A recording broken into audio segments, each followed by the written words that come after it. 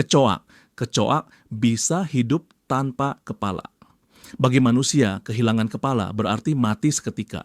Tapi bagi kecoak, tidak semudah itu. Kecoak tidak bernapas lewat hidung atau mulut, melainkan lewat lubang kecil di tubuhnya yang disebut spirakel. Artinya, tanpa kepala pun, kecoak masih bisa bernapas. Lebih gilanya lagi, kecoak tidak mengandalkan satu otak. Sistem sarafnya tersebar di seluruh tubuh, jadi meskipun kepalanya hilang, tubuhnya masih bisa bergerak. Lalu, kenapa akhirnya mati? Bukan karena kehilangan otak, tapi karena tidak bisa minum air. Kecoak tanpa kepala bisa bertahan hidup 7-10 hari sebelum akhirnya mati karena dehidrasi.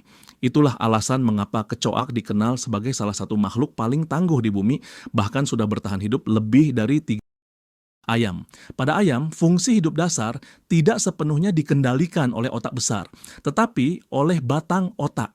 Bagian ini mengatur pernapasan, detak jantung, dan refleks tubuh.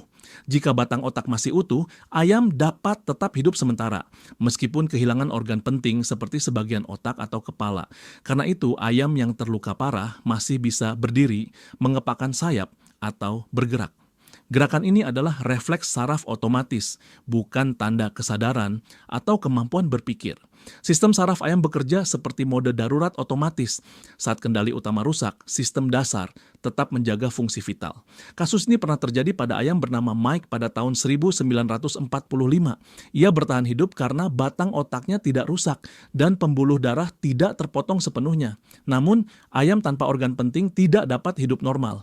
Ia harus diberi makan secara khusus dan tidak memiliki fungsi sensorik lengkap. Fenomena ini menunjukkan bahwa fungsi hidup dasar dan kesadaran adalah proses biologis yang berbeda. Cacing pipih. Cacing pipih, khususnya planaria, adalah salah satu makhluk paling ekstrim di dunia biologi. Mereka tidak punya jantung, paru-paru, dan sistem peredaran darah seperti manusia. Tapi anehnya, mereka tetap hidup normal. Rahasia utamanya ada pada tubuh yang sangat tipis. Karena tubuhnya pipih, oksigen dan nutrisi bisa langsung menyebar ke seluruh sel hanya lewat difusi, tanpa perlu pembuluh darah atau paru-paru. Planaria juga tidak punya otak sejati, hanya kumpulan saraf sederhana. Meski begitu, mereka tetap bisa merespons cahaya, sentuhan, dan mencari makanan. Yang paling mengejutkan, jika tubuhnya terpotong, setiap bagian bisa tumbuh menjadi individu baru. Ini karena planaria memiliki sel punca khusus bernama neoblast. Ubur-ubur. Ubur-ubur adalah makhluk laut yang terlihat sederhana, tapi justru menentang logika kehidupan. Mereka tidak punya otak, jantung, paru-paru, dan tulang, namun tetap bisa hidup, bergerak, dan berburu. Tubuh ubur-ubur sebagian besar terdiri dari air hingga 95% dan memiliki jaringan saraf sederhana yang tersebar di seluruh tubuh. Jaringan ini cukup untuk merespons cahaya, sentuhan, dan perubahan arus laut tanpa perlu otak pusat. Mereka juga tidak memiliki sistem peredaran darah. Oksigen dan nutrisi masuk langsung ke sel melalui difusi dari air laut yang mengalir di tubuhnya. Menariknya, beberapa spesies ubur-ubur bahkan bisa mengulang siklus hidupnya. Saat terluka atau stres, mereka mampu kembali ke fase muda dan tumbuh lagi seolah mengulang umur. Bintang laut. Bintang laut salah satu hewan paling aneh di lautan. Makhluk ini bisa hidup tanpa otak, tanpa jantung, bahkan tanpa darah seperti manusia. Tubuh bintang laut bekerja dengan sistem pembuluh air. Air laut dipompa masuk ke tubuhnya untuk menggerakkan kaki-kaki kecil dan mengedarkan nutrisi. Mereka bernapas langsung lewat permukaan tubuhnya. Oksigen masuk secara difusi, tanpa paru-paru. Yang paling mengejutkan, bintang laut bisa hidup meski kehilangan sebagian besar tubuhnya. Selama masih memiliki sebagian lengan dan pusat saraf, mereka bisa menumbuhkan tubuh baru.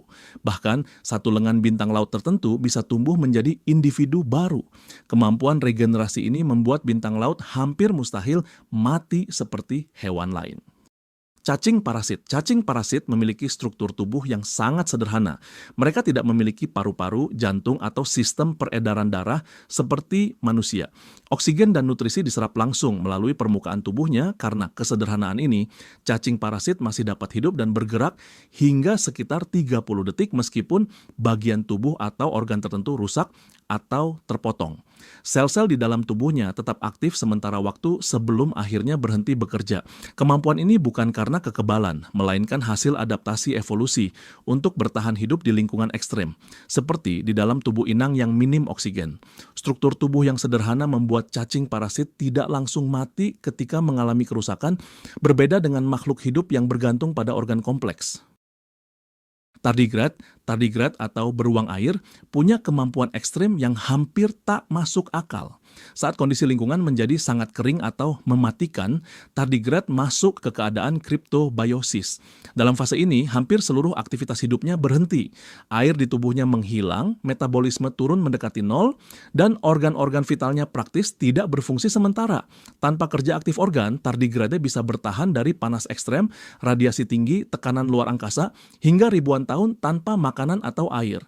Ketika kondisi kembali normal, tubuhnya menyala lagi, organ berfungsi, dan ia hidup seolah tak pernah mati. Ini membuat tardigrade dijuluki salah satu makhluk paling tangguh di bumi. Cacing benang. Cacing benang atau nematoda memiliki tubuh sangat sederhana dan mampu hidup tanpa organ kompleks seperti jantung dan paru-paru.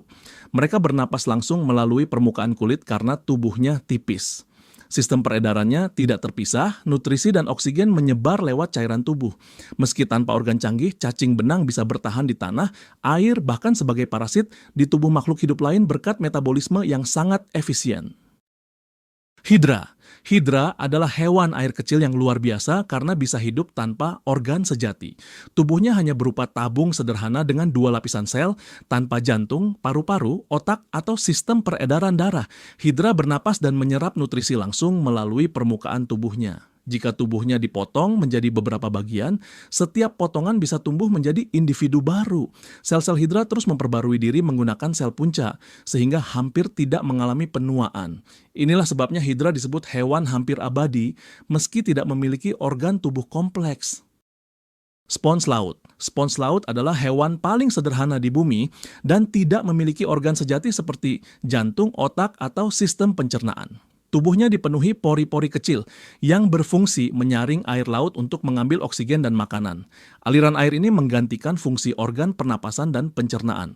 Jika tubuh spons hancur, sel-selnya mampu menyatu kembali dan membentuk individu baru. Bahkan spons bisa hidup meski dipotong-potong. Kemampuan regenerasi ekstrim ini membuat spons laut tetap bertahan hidup tanpa organ tubuh seperti hewan lain.